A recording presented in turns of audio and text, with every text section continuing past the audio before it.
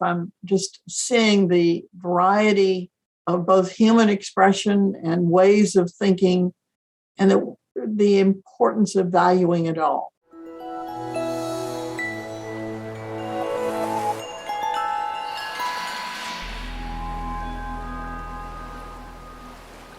Welcome back to the Faculty Factory podcast. I'm Kim Skorupski, and I'm looking at Dr. Paige Morahan. Hi, Paige. Hello, hi.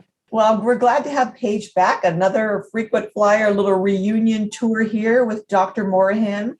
Dr. Morahan first dropped her episode as number 60, March 13th of 2020. So guess what hit right around that time? So Paige was right at the front of all of that business. Let's not even talk about it, maybe. But you may know of Dr. Paige Morahan. She's a professor emeritus, and for now, I guess, 27 years with ELAM, but most known for her work with FAIMER, the Foundation for Advancement of International Medical Education and Research. So welcome back, Paige. Tell everybody else what all the other titles you hold right now and what you're doing the 2 years since we last talked. I'm still a professor emerita at Drexel University College of Medicine, only a volunteer now with ELAM, so I attend many of the alumni meetings and webinar. Of course, we've moved to webinars as well, and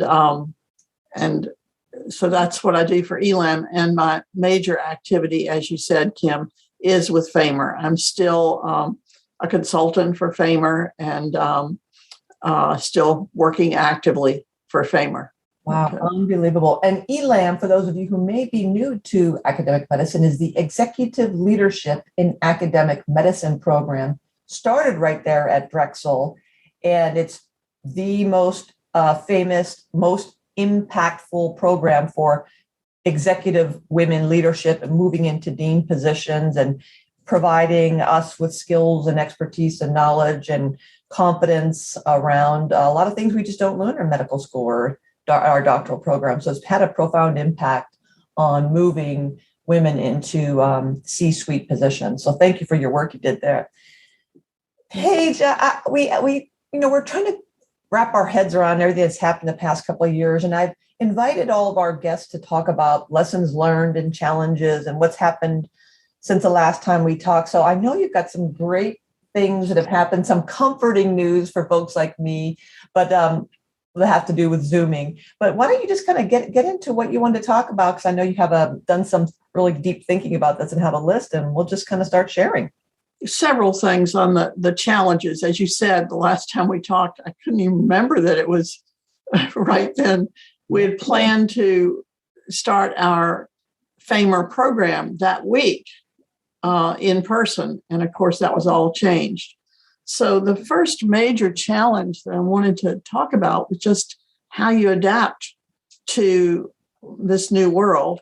We have made 3 curriculum changes each year. There's been a curriculum change as we pivoted. The first year, when they were supposed to be in Philadelphia, we delayed the class and started July 1st. And we redesigned between those months, between March and July, completely redid our program. And we made it about 80% on asynchronous and 20% synchronous, and over a year's period spread out. We purposely did, our intentional design for that was knowing that these healthcare workers were going to have to be dealing with COVID, and knowing that we were dealing with a 12-hour time difference, starting with Mexico as earliest and China as latest. And so that we didn't want to have too many Zoom meetings, which would be in the middle of the day in Africa and Egypt. So that's what we did that year. The second year, feedback we heard was that they wanted more synchronous time. They really enjoyed the opportunity to get together. And of course, we have small group the breakout rooms. And so the second year, we designed to probably be 40% synchronous and 60% asynchronous, still spread out. We found we've just finished that edition, if you will, and found that it was really difficult for people to, in the middle of the day, to get away. It was fine for India because it's after work. We have our classes from 8 to 10 a.m. Eastern time, but didn't work in Egypt or Africa. So to be able to always be away. So now we're doing a third pivot. Okay. Our class is starting June 1st this year, where we're having 2 weeks of intensive online activities, 4 hours a day from 7 a.m. to 11 a.m. our time. We're expecting people and advising people, fellows and their deans, that they will need time off for this 2 weeks.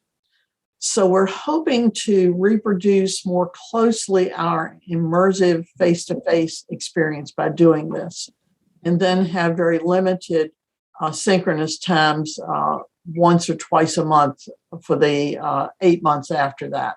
Wow. So as I said, it's been, and each one we have to adjust. Are we doing voice over PowerPoint for asynchronous, or are we doing it in session? So each year there's been a redesign. Oh my word. I feel for you. I'm so impressed and at the same time exhausted hearing about that, because I know the work that goes into, it's not just simple of like, just stick it all online. It is a serious, thoughtful process of if this, then that. It's a huge decision tree that all of our expectations as organizers and as instructors really get just spun around and mushed up together. And for those of us who are teachers at heart and our passion is for that experience, it's such an emotional roller coaster trying to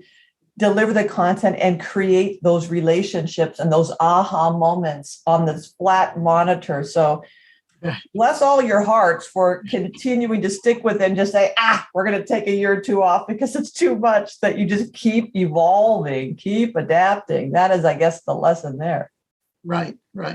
And you brought up the building community relationships, and that's the other big challenge that I personally have taken on, because I feel that building a trust-based, respectful, safe community is why I got into this with both ELAM and FAIMER, where people could feel they could contact somebody at nighttime and feel like they could find someone to really talk through a problem with. So, and now we have to learn how to do it online. And so I view that as a challenge. How do we build that tight community when people do not ever get to meet each other face to face? Well, so how have you done it, and are you seeing evidence of this, Paige? Yeah. Our evidence right now is we just had the closing sessions of year 1 and year 2. These are our first classes that were totally online, because the first year we did it, our second year class had their experience face to face the year before. Right. So this is our first totally online cohorts. And I was surprised when we asked them, what are the gifts you received from FAIMER? And every single one, in one way or another, talked about the community, the networking, and how important it was to help them through things. In fact, we have one very pertinent right now. We have one fellow from Ukraine who could not finish because of problems in her school. So she dropped out after the first year. Fellows have still kept in contact with her, and even now during the war, and so that shows they're caring. Now that is so heartwarming. I'm so grateful that you're sharing that news because we were chatting earlier that is my biggest concern, that when we go back to some new normal, we're obviously not going to just unplug the computers and it's going to all be back in person and we're going to be at the copier making paper copies and having binders and handouts and paper sign-in sheets. We're not going back to that. And we're not going to just stay on the computers. There's going to be some mishmash of both. And then how do I, as someone who's organizing these events and instructing in them, how do I build the community, maintain the community, and maintain my sanity as I'm running around the classroom, checking on all the breakout sessions, and then running back to the computer monitor to check on the virtual breakouts, and the hand in the back of the classroom is going up, but then the chat window, someone's put the virtual hand up. How I don't know how I'm going to do it. And it scares me that it would all be for naught. So just first of all, I guess, thank you so much for reassuring me and those of us who do this that no, we get it. We still have that fundamental need for an ability to build community, even if it's on this kind of a medium or some hybrid version. That's the good side. On the counter side, in our evaluation, we have a question that asks about, did you learn as much as you would have face-to-face, and your relationships face-to-face and virtual? And those are always the lowest scores. We generally get out of a 7-point scale, generally higher 5s and 6s. But those are lower in the 4s. So there is still the longing for that. And I don't know how we address all of it. What we are doing specifically as teaching strategies, as I said, we've moved to this immersive online experience, but only 4 hours. We had one of our regional institutes did 7 hours. Oh no. We're doing 4 hours. We're doing we already do, and we're planning even more breakout rooms and breaking the fellows into different groups for different purposes. One of our major that we've continued, we have something called learning circles, where we intentionally put together 5 to 6 people from different regions, different disciplines, and that's been and we're not involved. We give a protocol, which has been published in NetEd portal, and so we adapted that for online, and we give time during a synchronous session for the breakout groups, so they don't have to worry about trying to schedule across continents and all. And that was also commented on as one of the factors in the forming community. So we know we're going to continue learning circles. We, as said, we'll also have the other breakout groups for doing something together appears to be important, active learning. So we will continue to have them do things that require a report out of some type or another. And then this brings me, I think, to the new change that we're doing. We're moving to, we've had since 2001, we have had listservs, which are now getting to be sort of archaic. Right. And we did that and kept it up without moving, because we could have moved to using a learning platform, Blackboard, or we're now using Moodle.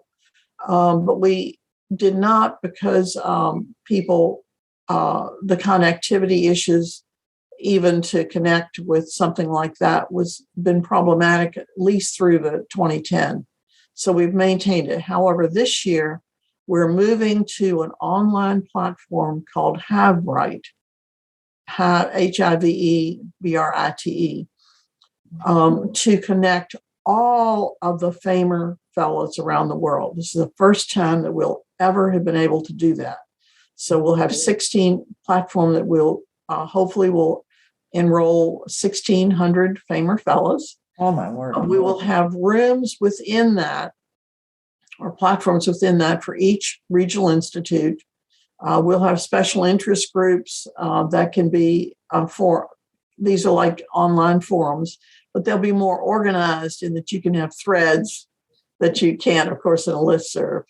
We will have a place for announcing meetings, because there are lots and lots of meetings going on and workshops that now you can invite people to, because they're mostly by Zoom. So people can share their expertise more. So these are some of the features. To start it off, our plan is to have the fellows that are coming in 2022 introduce themselves. We do this on the listserv, so now we're going to move it to HiveBright, which we call FAIMER Connect, by the way. FAIMER Connect. We're going to have these 2022 incoming fellows introduce themselves on FAIMER Connect, and so that all of the community can welcome them, and from whatever country they're from. And then we'll continue that. Our plan is to continue that with each regional institute when their fellows come on board. So we'll immediately be able to get to know the new group of fellows. Wow. So I've never heard of HiveBright page. And I'm still kind of trying to wrap my head around this. Can you describe the experience for the user? Is it kind of like one of those, it's not in the way that the platform works, is it Facebooky that I would go during the day and I go and look at the post and go, oh my gosh, Paige Morahan just joined this community. I visited there one time. And yes, you could do that. It's primarily a forum. So it's like a listserv in that you'll have posts that are written, but they will be more organized since it's within a platform. I see. And then is that platform has a way of storing information that someone could say, hey, has anybody seen, where's the slide deck from blah, blah, blah, or where's the list of people who do that's much, and it's right there? I'm just getting into using it myself because we haven't rolled it out yet. So I can't give you all the ins and outs. One of the reasons we had several parameters. One, it had to be able to be used in China, and very many platforms cannot be used in China. Oh my gosh. So second, we're allowing Portuguese and Spanish so that our Portuguese and Spanish Brazilians and Latin Americans can have their listserv in their language. We were not able to do that people can do Mandarin, but it's not checked in this platform. So we're trying to make it easy for people to connect in the way that is good for them. Oh my gosh, Paige. Yeah. I mean, so even I'm thinking as a listener to your episode today, Paige, that even if someone's saying, I'm not running or organizing an international foundation, I can still see the application of this concept to, as you're saying, any organization. Right. If you're building like for Johns Hopkins alumni. Exactly. Or if you want to get together a consortium of people who do pediatric nephrology, rather than, as you're saying, someone keeping track of everybody's emails and sending out these kind of bulk emails once in a while, it's a live, real-time place, one hub, one central location where people can rapidly get information, share information. Exactly. Facebooky, listserv, all the best elements, it sounds like. Yeah. What we are going to be working to interest people in doing is to receive an email a week that gives a brief update. I think one of the models for this is the International Leadership Association that I'm a member of. And so I'm a member of again, their hub. Every week I get just a summary of some of the topics that are going on that week, and I can delve into them or not. Right. And so that we're hoping that will be, because we don't want to have, too much email traffic, but at the same time, we want to keep people informed. Oh gosh, that you're right, Paige. I'm still struggling with how to communicate, and there's rarely a week that goes by, or at least, certainly not a month that goes by, when in our Office of Faculty Development, we're not, beating our heads about how can we help faculty know what they don't know, and all the usual ways that we used to advertise things on plasma screens throughout the university and the hospital. But if people aren't roaming around, we stop paying money to advertise to the cockroaches and mice. But you don't want to kill people with the emails, because I coach faculty members who are like, at the end of the day, I can't get through my email, so I don't want to be another, here's another email. So it's just a constant struggle with trying to get important information, filtering it, making it precision. So I can't get out of my head the concept of precision faculty development, but there has to be ways that we can tailor information to meet people exactly where they are, when they need it, in the way they need to receive information based on their preferences. I wish we could, just tailor all of that stuff, because it would.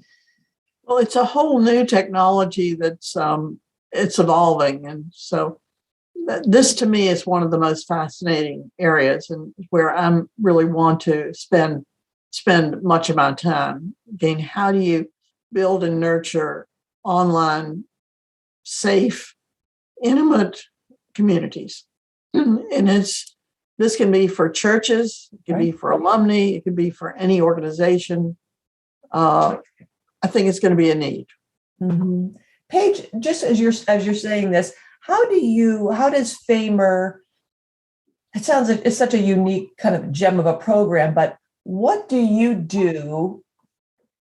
As a lifelong educator, how do you engage people just as a very simple question, I guess but it still hounds me when people don't want to put their cameras on. And so, like, during the pandemic, we were very, you don't want to put your camera on, don't put your camera on.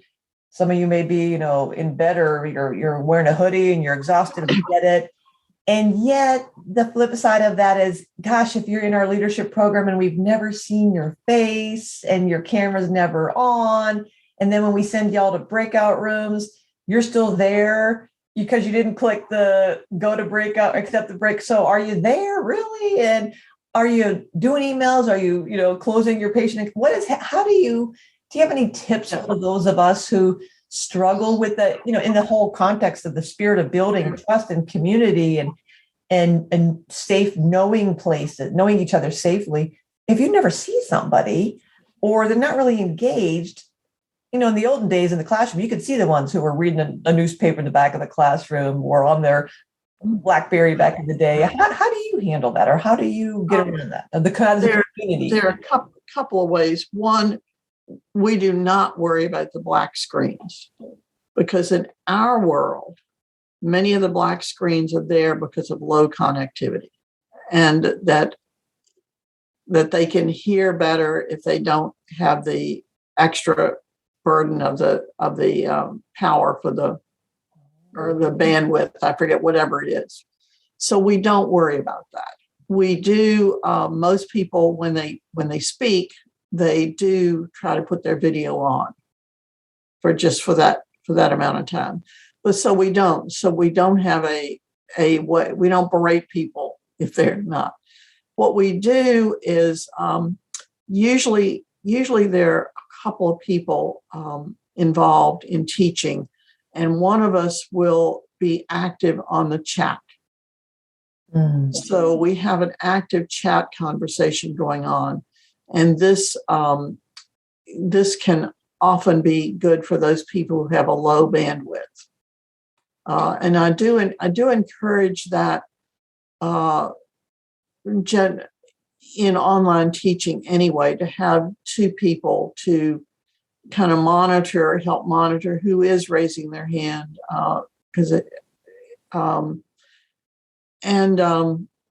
so I think that's one way I handle it. And often I play the role of kind of summarizing in the chat kind of what has been said. So again, to kind of bring people up to speed. Or if we're doing a task, we're getting input from various groups, because I'm a fast typist, so I'm the one that usually does it. I will put together a Word document and we'll give to people right afterwards, so that they see kind of what the work that they did together. Like if you ask about promotion systems in schools for teaching, for instance, or we ask about what were the teaching methods that impacted you the most in FAIMER that you might use at home. So I put that together and give back to them so they have a kind of a collective document. Yeah. So I think these are all ways of kind of helping build community. Another, so we don't worry about black screens.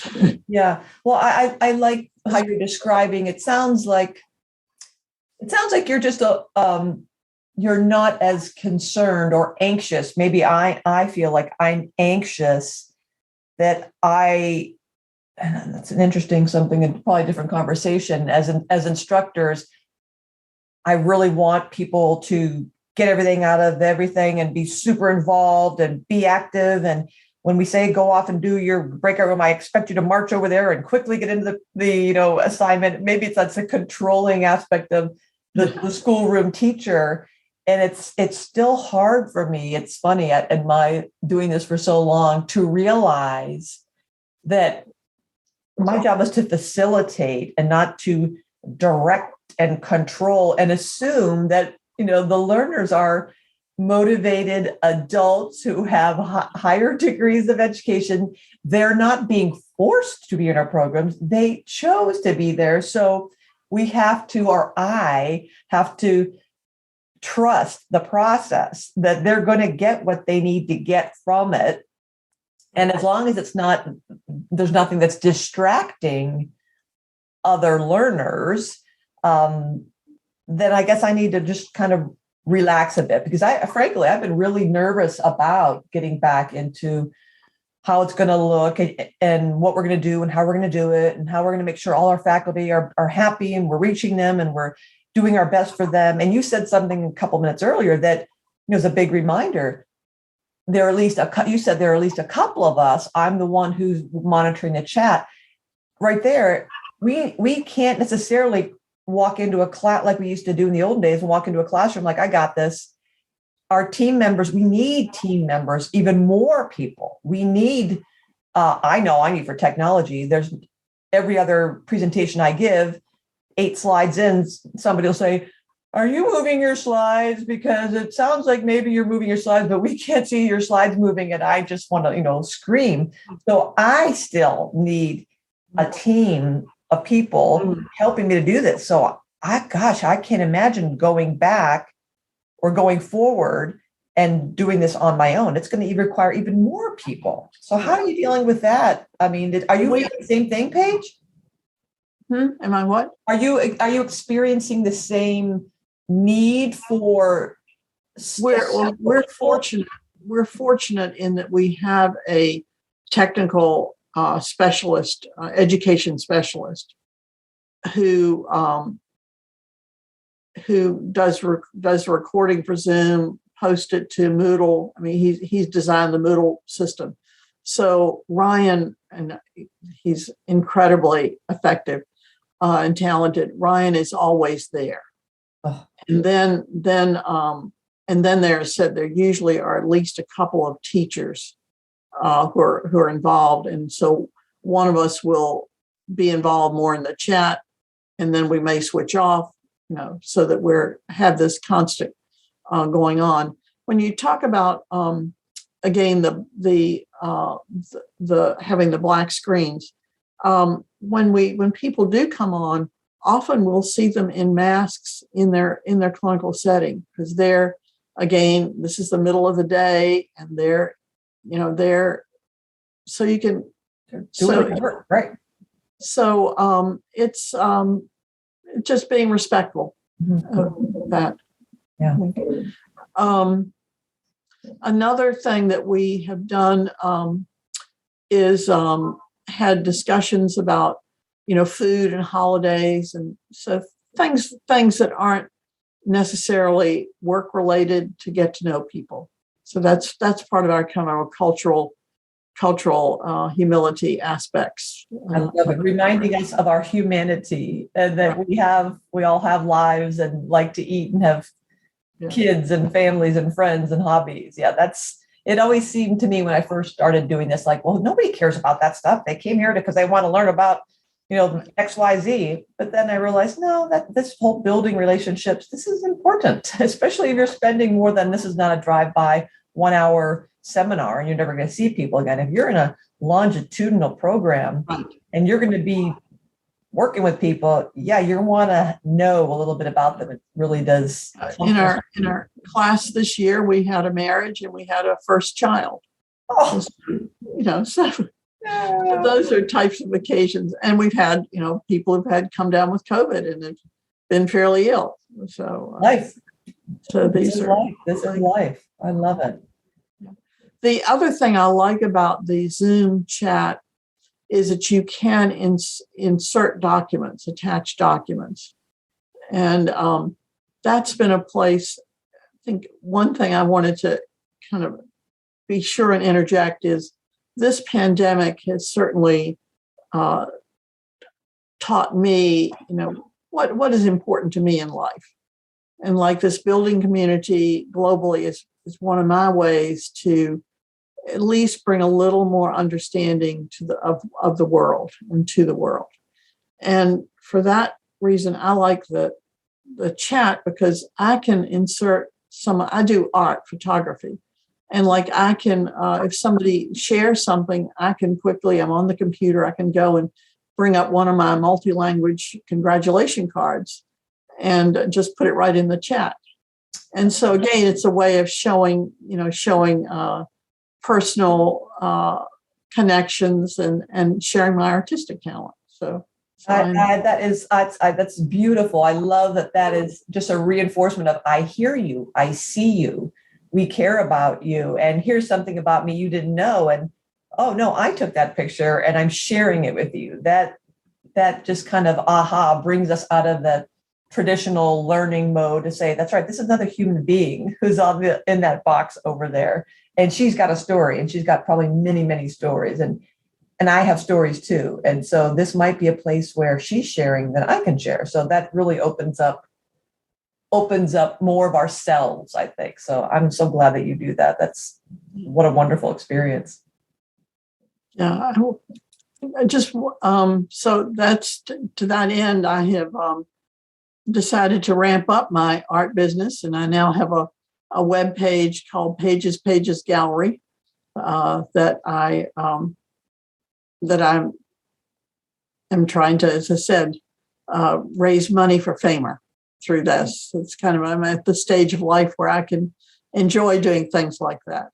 Pages Gallery.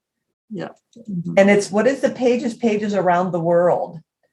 That's my I'm gonna put it in the chat so you can see. We'll share. We'll link it to the facultyfactory.org. I don't want to get another one. Let me look here. Oh, here's where. So let me see. I'm going to describe to everybody what I'm looking at here. Joy from around the world. The calendar that I put together for FAIMER this year was Joy Around the World. Wow. So I think you're able to see it. Yes, we're going to post this Joy from Around the World. What beautiful portraits in a calendar format. So what a nice way of sharing your gift and your hobby and your talent to not only bring people together, but to, support a good cause. So I love it. That's a good little tidbit for things that we can do ourselves. I know so many of our faculty members here at Hopkins, during orientation, when we asked them, what do you like to do? We were surprised at the breadth of hobbies, and cooking and baking and hiking and boxing and foreign films. And their eyes lit up when we showed who said what and said, you got to get a hold of this person because you 6 people of these 300 do that. And you could almost see them kind of smiling. And then the chat was blowing up of people saying, oh, really? So it's a fun way of connecting people. So that's beautiful. Great work, Paige. Yeah. I'm the one who, when I take pictures, I invariably have my phone strapped in the field of vision, or I've got it turned around in selfie mode. I've got 16 pictures of my nostril. Not a good picture taker. Paige. So what I know you wanted to, can I pick your brain a little bit about the promotion and tenure systems and scholarship and what you're seeing, through your lifelong career and working with thousands of people around the world? Are you seeing any signals for health centers being able to adapt or starting to dip their toe in some of these unconventional ways of measuring? Unfortunately, I'll say I've not seen as much as I had hoped for this stage in my life. Really? It's I think we are broadening the view of scholarship to some extent. However, I'm still am disenchanted with the publication systems. When people, when I get reviews, like I can't remember a review from a paper which was subsequently published in another journal for ELAM that said this was our study where we used the AAMC database and made cohorts of women who had attended ELAM, women who had not attended ELAM, and men, all stratified by the same year that they were appointed to assistant professor. They were in the same schools, and people were saying you need to have a randomized study. Yes. Totally inappropriate. Completely. We're so wedded to, I started out as an experimental researcher, but we're so wedded to that one paradigm that we cannot accept other paradigms. Another one is, so we're not accepting podcast, which I think we should, because that's a way so many people are learning now.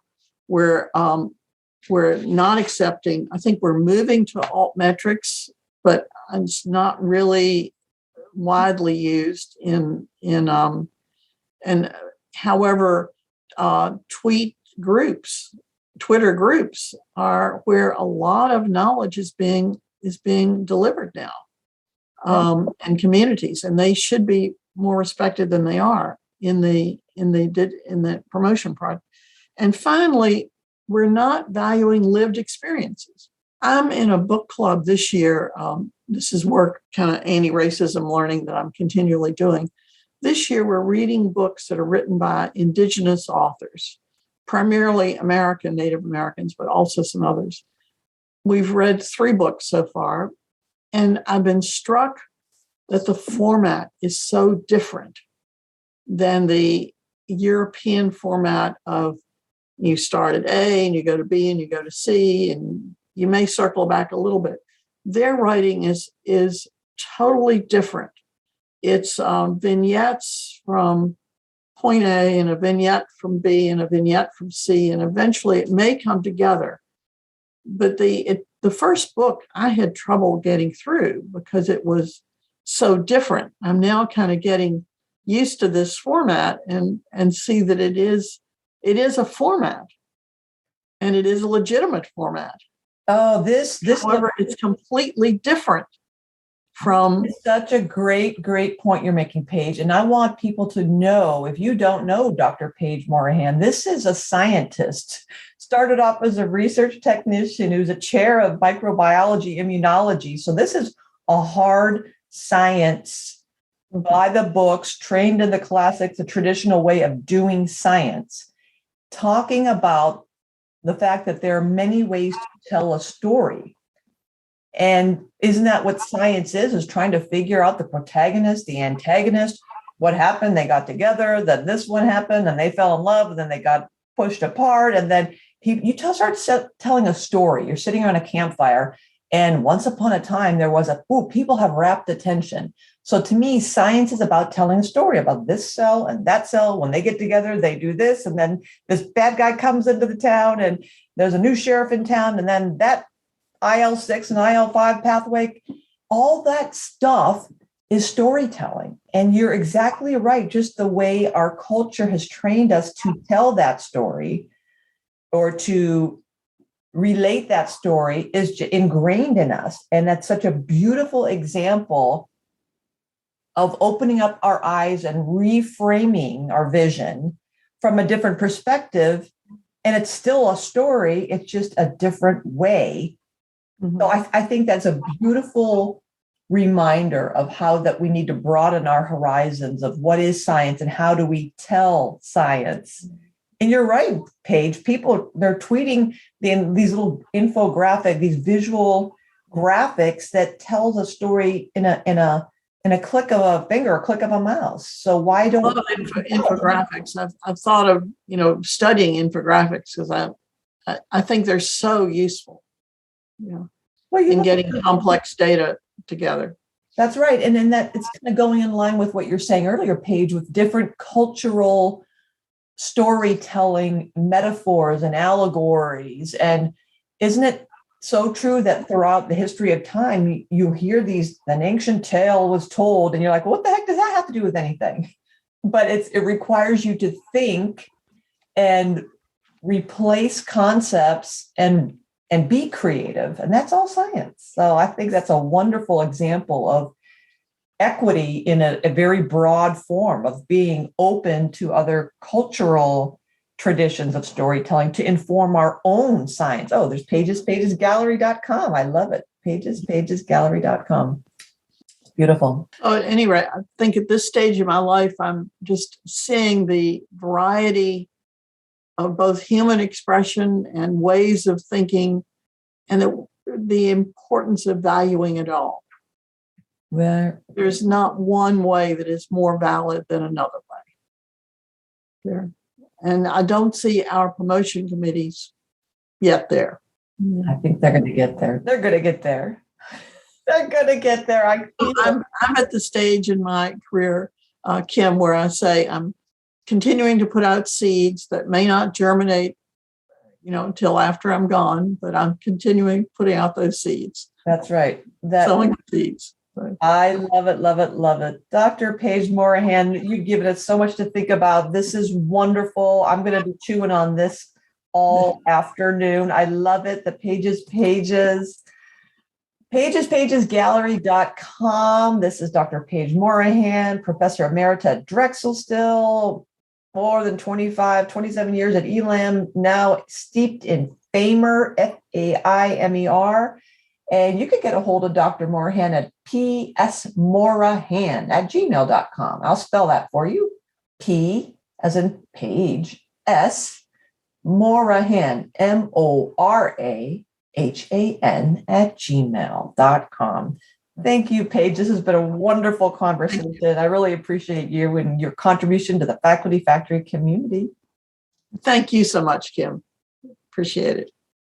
Thanks for tuning in to Faculty Factory Podcast. The mission of the Faculty Factory is to build and support a community of leaders in faculty development who share tools, resources, wisdom, and encouragement in service to our faculty members, schools, and institutions. We encourage you to go to facultyfactory.org to find out more. Get in touch with me, ask me any questions. Maybe you want to be interviewed on the podcast. Thanks for tuning in to Faculty Factory Podcast. We'll see you next time.